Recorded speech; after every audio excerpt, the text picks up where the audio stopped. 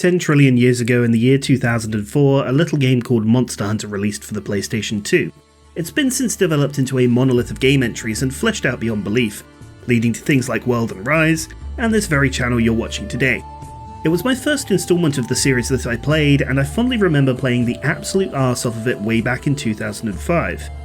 So, years later, and being much older, much fatter, and much better at Monster Hunter, I decided to go back, to test my knowledge and to document what the experience is like for you lads, starting on my Twitch.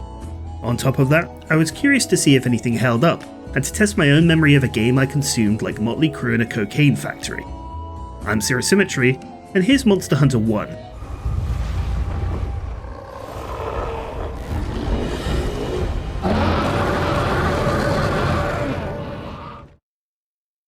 The first thing you notice about the game is the severe lack of resources. Once you get into Kokoto Village, you realise your best purchasable heals are herbs, and when you speak to the village chief, you're gifted with a grand total of 1500 zenny. This isn't even enough to choose between all the base weapons at the start, so the intelligent thing to do is just get started with no armour and a hunter's knife, and maybe purchase a pickaxe or two. This means that actually in quests, a lot more value is placed on the items you're provided with, like rations and medipots, at least in the beginning. Progression through the first tier of quests is very simple: cooking, fishing, combining, and killing Aptonoth. There's really not much to say about it, and the majority of explanation is done through a quest-exclusive text menu, rather than the interactive tutorial of Try or World. What isn't so simple is the control scheme. Yeah, I'm talking about the right analog stick. You were given 5 inputs for attacks on the right analog stick, the 4 cardinal directions and the stick button itself. It's pretty unintuitive, but none too complex, truthfully. The masterclass came in your camera control, as this was assigned to the D-pad. This meant that you'd have to employ the infamous claw technique to control both the movement and the camera with the left hand at the same time. And there's no two ways about it, it was pretty heinous. I will say I'm still pretty accustomed to this, so it didn't take me too long to relearn turning my hands into an MC Escher drawing.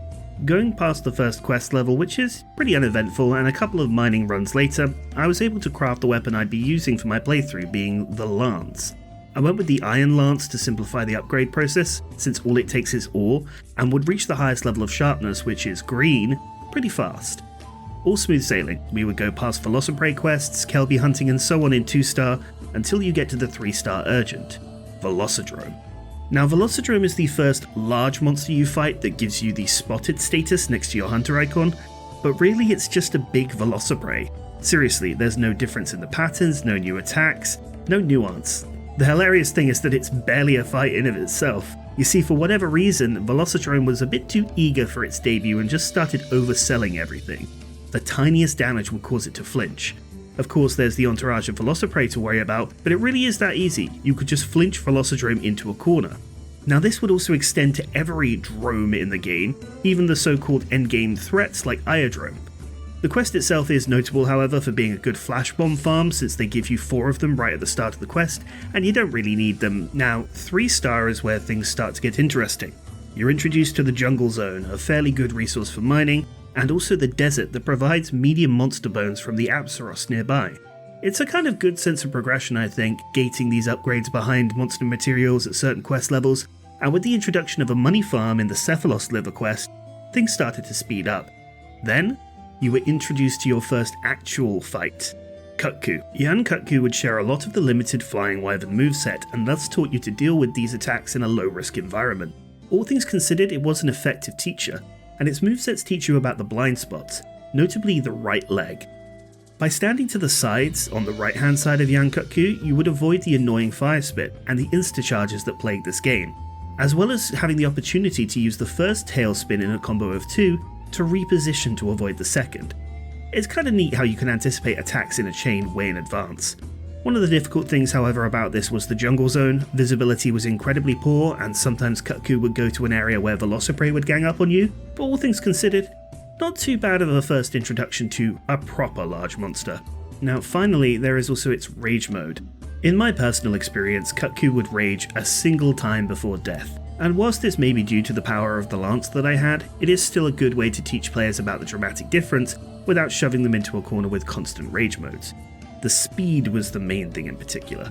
Kut-Ku would massively ramp up its attack speed when enraged, and this was pretty terrifying compared to the mild fight you had before. Once this one was completed, you were issued another Kut-Ku quest in the familiar Forest and Hill Zone, and it's on to 4-star. 4-star's urgent is the Cephadrome, and there really isn't an awful lot to say about this one. It's kind of like the Velocidrome earlier. It's a bigger and more damaging Cephalos, and you don't even get unique items for defeating it. The only change that I would say is worth noting and interesting from a progression point of view is the ability to use screamers from the Kut-Ku quest to craft more sonic bombs, giving you a lot more uptime if the land shark decided to go for a swim. Funnily enough, the sonic bombs could also be a bit of a downside. If you tagged a Cephalos with the sonic bomb at the same time, they'd end up surfacing and aggroed to you, so you might end up getting popped by an off-screen sandblast more than you'd like. But on 4-star, where at the time of writing I'm actually currently sat, the introduction of the Swamp Zone brings yet another good spot for mining back, as well as the Gendrome and Irebrae species. Now if you're playing Sword and Shield, this is actually very beneficial as you get some pretty good status Sword and Shields for taking these guys down. Outside of this though, it's more of the same, with the only new monster being Gypceros. Gypceros was annoying, for a couple of reasons. One of the first things you have to understand is that flash bombs were busted. In contrast to modern Monster Hunter where monsters will jump around as normal when flashed and eventually the effectiveness falls off, these flash bombs maintain the same duration no matter how many times you use them, and monsters were relegated to either a tail swipe or the occasional bite whilst they were under the effect. Most of the time they just sit still and taunt, so it was real nice to use on Kut-Ku or Rathalos for some easy damage. Gypceros, using flash itself, is completely immune, so you'd have to engage with the moveset and the attacks, and they were really not good. See, not only did green sharpness bounce on its legs, the highest tier of sharpness in the game, but Gypceros here would also have a specific point it would run to in certain areas. It would fly over to this zone, plop itself down, and then charge on a triangle in a predetermined pattern. You could not engage it in the slightest, you get thrown back if you went near it, and you just had to wait it out. About 10 to 20 seconds of just running around like an idiot. Not only that, but the vast majority of areas you had to engage with the thing had at least 3 Bullfango running around. Gen 1 Bullfango, they did not care at all. It's no wonder that back in the day I would just wait in the first zone for him to come to me, and I wouldn't chase after him if he left. I really didn't want to deal with the Hog Horde. So that covers where we're at so far with this little playthrough. I've just unlocked the Rathalos Urgent after a very interesting Yain Kut-Ku capture quest.